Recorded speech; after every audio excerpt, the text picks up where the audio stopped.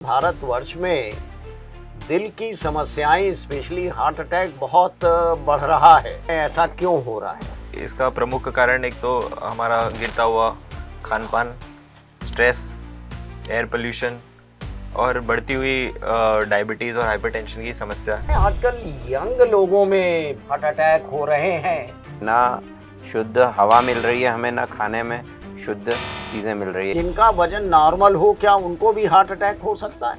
बिल्कुल हो सकता है सर। ये मिसकंसेप्शन है लोगों के बीच में कि जो लोग पतले हैं उन्हें हार्ट अटैक की समस्या, हार्ट से जुड़ी समस्या नहीं हो सकती है। किसी को कैसे पता लगे कि हार्ट अटैक होने वाला? क्या कॉमन लक्षण होते हैं? खूब ज़्यादा स्वेटिंग होना, पसीना आना, घबराहट लगना, या फिर कई बार ऐसी फीलिंग लगना कि आपके चेस्ट पे किसी ने बहुत ज़्यादा वज़न रख लिया है। तो सीने में भारीपन लगना एक तरीके का संकेत है।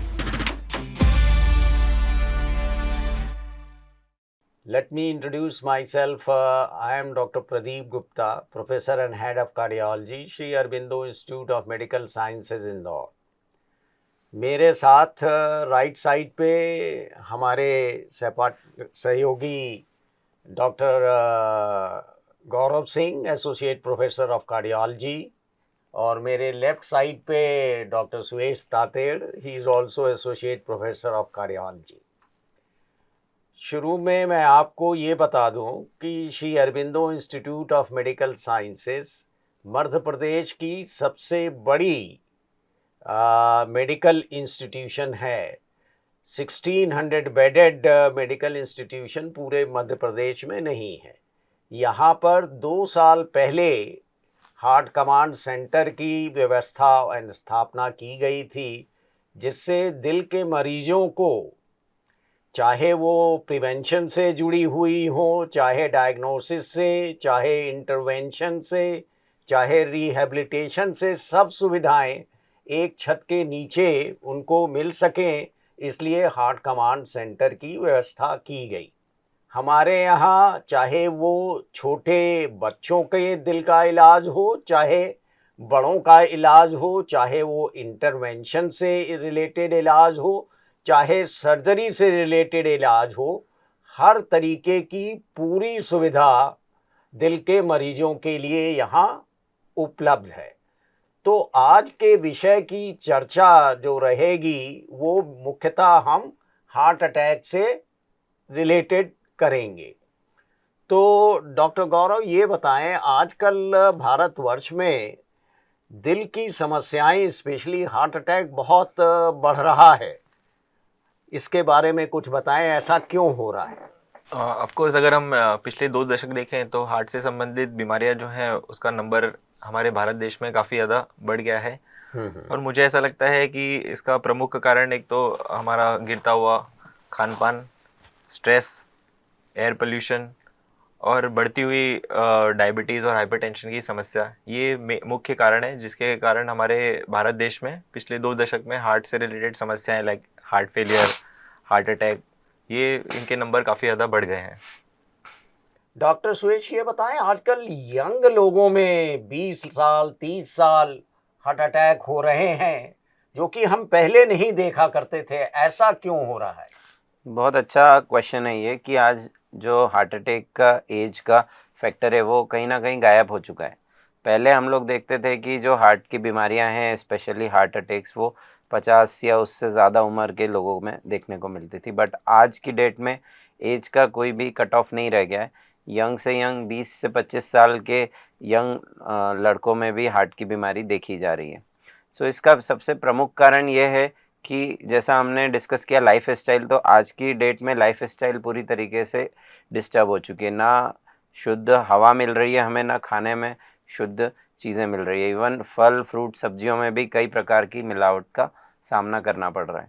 इसके अलावा जो लोग किसी भी व्यसन के आदी हैं, जैसे कि सिगरेट स्मोकिंग, टोबैको, अल्कोहल, तो ये सभी चीज़ें हार्ट पर एक बुरा असर पड़ता है। और जिन लोगों को हार्ट की बीमारियां हैं, फैमिली हिस्ट्री है, उनमें ये बीमारी ये देखा गया कि 1 दशक पहले आ जा रही है। इस वजह से हम देख रहे हैं कि हार्ट की बीमारियां जो पहले के टाइम में 50-60 साल की एज में आती थी, वो अभी जल्दी इनकाउंटर हो रही है। तो डॉक्टर गौरव सिंह, ये बताएं आप कि ये तो कारण हो गए, अब इनसे हम कैसे निपटें कि हार्ट अटैक से बच सकें? सबसे पहला तो हमें किसी भी तरह के व्यसन को है वो पूरी तरह से स्टॉप करना चाहिए। स्मोकिंग तो जैसे इंदौर में हमारे शहर में गुटखा पान मसाला खाने की बहुत आदत है यंग पेशेंट्स में, उसे हम पूरी तरह से स्टॉप कर सकते हैं। स्ट्रेस स्ट्रेस हार्ट अटैक का एक प्रमुख कारण निकल के आ रहा है, तो स्ट्रेस को हम काउंसलिंग, मेडिटेशन, इन सब चीज़ों से दूर कर सकते हैं।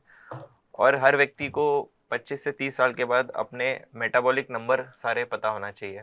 तो ये प्रमुख कारण है और इनसे बचने के लिए हमें इनकी जानकारी और इनसे बचाव दोनों चीज़ें हमें अपनानी पड़ेंगी। डॉक्टर सुरेश, ये बताएं कि किसी को कैसे पता लगे कि हार्ट अटैक होने वाला, क्या कॉमन लक्षण होते हैं? सर बहुत ही अच्छा क्वेश्चन है ये कि हार्ट अटैक के लक्षण क्या है, कैसे हम उसे जल्दी डिटेक्ट कर लें, क्योंकि हार्ट अटैक में समय ही सबसे इम्पोर्टेंट चीज़ है। जितना जल्दी और सही समय पे अगर कोई भी मरीज़ हॉस्पिटल पहुंच जाता है तो उसका आउटकम उतना अच्छा रहता है। सो हार्ट अटैक के बारे में हम लोग जानते हैं कि जो कॉमन चीज़ें हैं जैसे कि चेस्ट में पेन होना, तो सीने में दर्द होना एक कॉमन सिम्टम है जो हार्ट अटैक में मिलता है। साथ ही आपको खूब ज़्यादा स्वेटिंग होना, पसीना आना, घबराहट लगना, या फिर कई बार ऐसी फीलिंग लगना कि आपके चेस्ट पे किसी ने बहुत ज़्यादा वज़न रख लिया है।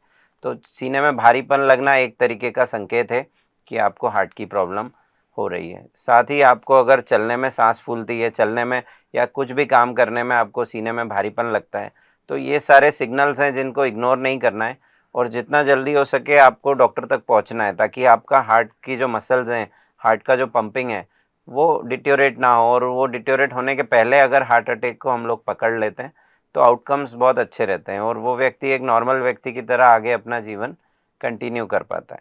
डॉक्टर गौरव, ये बताएं कि जैसे अभी चर्चा हुई कि वजन ज़्यादा हो तो एक ये रिस्क फैक्टर है, लेकिन जिनका वजन नॉर्मल हो, क्या उनको भी हार्ट अटैक हो सकता है?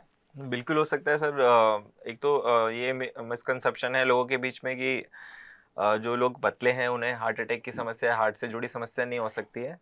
हार्ट अटैक के जैसे हमने अभी डिस्कस किया कि कई कारण है, उसमें ओबेसिटी एक कारण है। और एक कॉन्सेप्ट ये भी है कि जैसे पतले लोगों में भी अगर उनका वेस्ट हिप रेशो सही नहीं है या उनका पेट के चर्बी जो है उनके पेट के हिस्से में है, तो उन्हें भी हम ओबीसी कहेंगे। कई हम इंडियन हमारी जनता में ऐसे लोग देखते हैं जो ऐसे वजन उनका 55 किलो 60 किलो है बट पेट निकला हुआ है। सो दोज पेशेंट उन्हें भी हम ओबीसी कंसिडर करेंगे।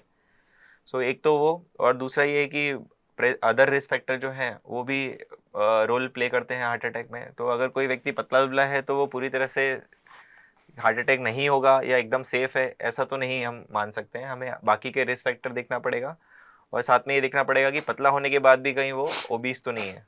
डॉक्टर सुरेश, ये बताएं कि लोग अक्सर सोचते हैं कि हार्ट अटैक पुरुषों में ज़्यादा होता है, महिलाओं में कम होता है, और क्या लक्षण दोनों में कुछ भिन्न होते हैं?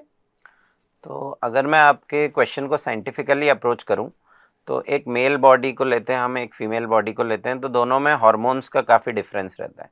अब फीमेल बॉडी में जो हार्मोन्स मेनली रहते हैं ईस्ट्रोजन, वो कार्डियो प्रोटेक्टिव माना गया है। तो हम ये देखते हैं कि एक एज तक जब तक फीमेल बॉडी में वो हार्मोन्स का लेवल अच्छा रहता है तो हार्ट की बीमारियां फीमेल्स को कम अफेक्ट करती हैं। वहीं कंपैरेटिवली मेल बॉडी में वो हार्मोन की कमी रहती है, इस वजह से हम देखते हैं कि comparatively heart attacks male patients में ज़्यादा देखने को मिलता है। पर आज के सिनेरियो में जो हम प्रेजेंट सिनेरियो में पेशेंट्स को डील कर रहे हैं तो ये जो डिफरेंस है ये काफ़ी कम होता दिख रहा है। अभी फीमेल पेशेंट्स भी काफ़ी सारे ऐसे हैं जिनमें कई सारे रिस्क फैक्टर्स हैं, स्मोकिंग से लेकर लाइफस्टाइल से लेकर और diabetes, other risk factors family history को लेकर, तो उनमें हम देख रहे हैं कि यंग एज में भी हार्ट की डिसीजेज मिल रही हैं। डॉक्टर गौरव, ये बताएं कि क्या टेस्ट करने चाहिए कि हार्ट अटैक की समस्या पहले डिटेक्ट हो जाए, और फिर उसको ना होने के लिए क्या करना चाहिए? इसमें सर हम दो तरह से डिवाइड करना चाहेंगे। एक तो एक पेशेंट है जो बिल्कुल असिम्टोमेटिक है और एक जो है जिसमें थोड़े इनिशियल सिम्टम है। इस असिम्टोमेटिक पेशेंट में हमें सिर्फ अपने मेटाबॉलिक नंबर और एक बेसलाइन ईसीजी इनफ है। इसके अलावा कोई specialize test I don't think routinely indicated होता है। और एक पेशेंट जिसमें अगर थोड़े सिम्टम है या हमें लग रहा है कि इसको ऑलरेडी कुछ हार्ट में ब्लॉकेज वगैरह ऐसा कुछ है, तो इन टेस्ट के अलावा हमें एक बेसलाइन ईसीजी, इको और सिलेक्टेड केसेस में टीएमटी टेस्ट करना चाहिए। और इससे अगर जानकारी हमें मिलती है कि इस व्यक्ति को यह समस्या है, तो हमें आगे एंजियोग्राफी वगैरह करा के जो हार्ट की समस्या है उसको पूरी तरह से टैकल करने के लिए आगे बढ़ना चाहिए। डॉक्टर सुरेश, अक्सर ये देखा गया है कि लोग एंजियोग्राफी करवाने में थोड़ा सा घबराते हैं, तो आजकल एक ये कोरोनरी सीटी एंजियो होने लगी है, तो इसके बारे में आपकी क्या राय है? कब करानी चाहिए और कितना सेफ है और इससे क्या जानकारी मिलती है? देखिए, सिटी कोरोनरी एंजियो की जहाँ तक हम बात करते हैं तो ये एक बहुत ही अच्छी मॉडलिटी है जो पहले कुछ समय पहले हमारे पास नहीं थी, बट आज हमारे पास है। लेकिन मैं ये नहीं कहूँगा कि ये एक अल्टरनेटिव है नॉर्मल एंजियोग्राफी का। सिटी कोरोनरी एंजियोग्राफी में भी आपको डाई का एक्सपोजर होता है हार्ट की वेसल्स देखने के लिए, रेडिएशन का एक्सपोजर होता है, तो पूरी तरीके से सेफ़ है ऐसा भी नहीं है। लेकिन कैथेटर जो हम अंदर हार्ट के अंदर ले जाके जो एंजियोग्राफी करते हैं, कैथेटर रिलेटेड जो कॉम्प्लिकेशंस है वो इस केस में हमें नहीं फेस करने को मिलता है। जहाँ तक एक्यूरेसी का सवाल है, तो नॉर्मल एंजियोग्राफी जो हम हाथ से कैथेटर के थ्रू करते हैं वो गोल्ड स्टैंडर्ड माना जाता है और वो वही सबसे एक्यूरेट है। सिटी एंजियोग्राफी में बहुत सी बार हम देखते हैं कि पेशेंट का हार्ट रेट अगर कंट्रोल नहीं है या फिर ब्रीदिंग पैटर्न ठीक नहीं है, तो उसमें कई बार आर्टिफैक्ट्स आ जाते हैं। या अगर पेशेंट का कैल्शियम काफ़ी ज़्यादा है, कैल्शियम स्कोर, तो सिटी एंजियोग्राफी ये डिटेक्ट नहीं कर पाता है कि कैल्शियम का डिपॉजिशन ब्लॉकेज अंदर है नस के या नस के बाहर है। तो एग्जैक्ट कितना परसेंटेज जो ब्लॉकेज है वो हमें सिटी एंजियोग्राफी से नहीं पता लग पाता है। पर वो पेशेंट्स जिनमें हमें लगता है कि हार्ट की बीमारी होने के चांसेस काफ़ी कम है, या लो टू मॉडरेट रिस्क में जो पेशेंट्स आते हैं, यंगर पेशेंट्स हैं बट कुछ सिम्टम्स हमें कंफ्यूजिंग लगते हैं, जहाँ पे टीएमटी या ट्रोपोनिन के टेस्ट से हम कोई कंक्लूजन पे नहीं पहुँच पाते, वहाँ पे सिटी एंजियोग्राफी एक बहुत अच्छी मॉडलिटी है, क्योंकि ये एक नॉन इन्वेजिव टेस्ट है। नॉर्मल सिटी स्कैन जो हम लोग कोरोना के टाइम पे सभी लोगों ने करवाए हैं, वैसा ही एक टेस्ट है जिसमें कॉन्ट्रास्ट देके हम लोग हार्ट की काफ़ी सारी एनाटमी और काफ़ी सारी जानकारी ले लेते हैं। इसमें सर एक पॉइंट और ऐड करना चाहूँगा कि कोरोनरी सीटी का एक्यूट हार्ट अटैक में कोई रोल नहीं है। कई पेशेंट हम ओपीडी में देखते हैं जिनको ऑलरेडी हार्ट अटैक आ गया है, ईसीजी में चेंजेस हैं, कार्डियक एंजाइम जिसे ट्रोपोनिन कहते हैं पॉजिटिव है, और वो फिजिशियन द्वारा या खुद से ही कोरोनरी सीटी स्कैन कराते हैं। तो मैं जनता से यही निवेदन करना चाहूँगा कि जब आपको हार्ट अटैक की समस्या ऑलरेडी हो गई है, तो सिटी कोरोनरी एंजियोग्राफी का इसमें ज़्यादा रोल रहता नहीं है, क्योंकि बीमारी तो आपको ऑलरेडी पता ही पड़ गई है। तो इसमें कन्वेंशनल हाथ से जो कैथेटर के थ्रू एंजियोग्राफी करते हैं वो ही करके हम आगे के ट्रीटमेंट का प्लान कर सकते हैं कि आपको मेडिसिन से ही काम हो जाएगा, या एंजियोप्लास्टी यानी स्टेंट की ज़रूरत है, या बाईपास की ज़रूरत है। इसमें सॉर्बिट्रेट का बहुत ज़्यादा कॉमन मिथ है कि किसी को भी हार्ट का प्रॉब्लम है तो सॉर्बिट्रेट दे के पेशेंट को शिफ्ट करते हैं, बट मैं ये बोलना चाहूँगा कि कोई भी सॉर्बिट्रेट की टेबलेट को अपनी तरफ से ओवर द काउंटर यूज़ ना करें, बिकॉज़ ये काफ़ी सीवियर हाइपोटेंशन करती है, ब्लड प्रेशर काफ़ी कम हो जाता है।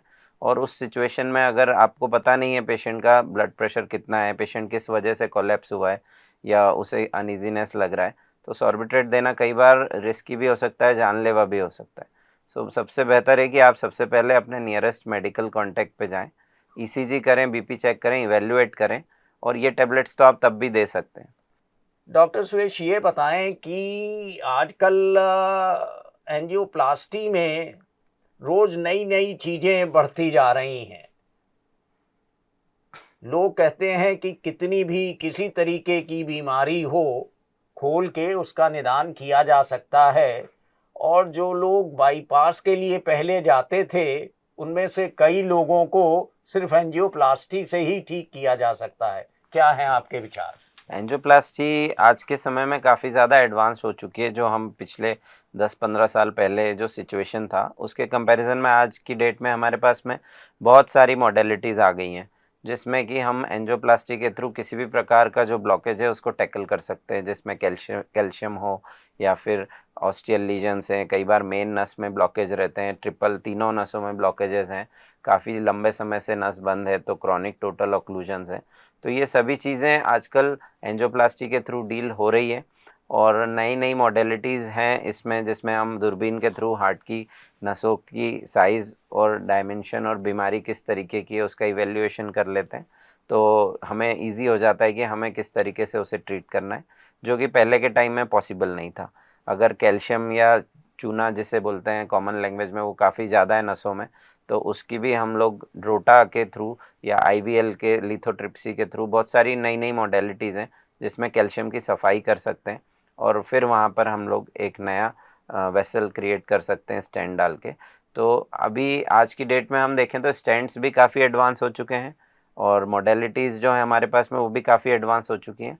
तो अगर कोई ऐसा पेशेंट है जो बाईपास के लिए नहीं जाना चाहता है, वो स्टेंट के लिए ऑप्ट करता है, तो बहुत सारे ऑप्शंस हैं हमारे पास जो हम पेशेंट्स को दे सकते हैं और बिना ओपन हार्ट सर्जरी के, बिना कोई चीराफाड़ी किए हम पेशेंट को एक बेटर लाइफ प्रोवाइड कर सकते हैं।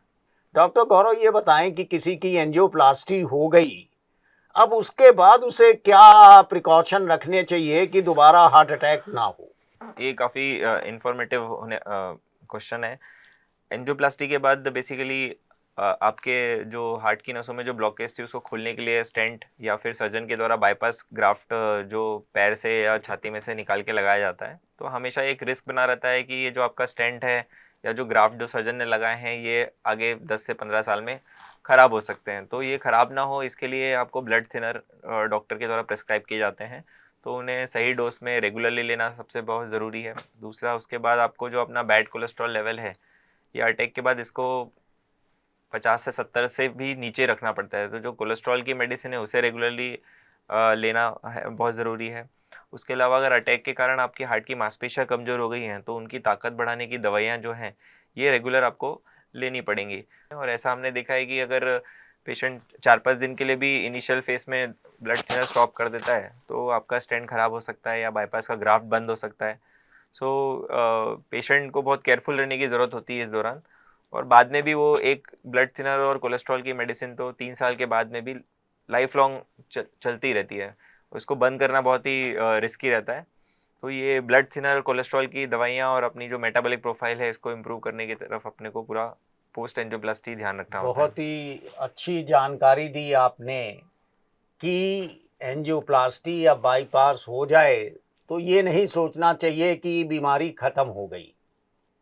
इसलिए आपके डॉक्टर ने जो भी सलाह आपको दी है, जीवन शैली से जुड़ा हुआ बदलाव हो, चाहे जो दवाएं हों, वो आपको बराबर नियमित रूप से लेना है जिससे कि ये समस्या दोबारा ना हो सके। और हम उम्मीद करते हैं कि इस चर्चा से हमारे सभी साथी आगे हार्ट अटैक से बच सकेंगे। धन्यवाद।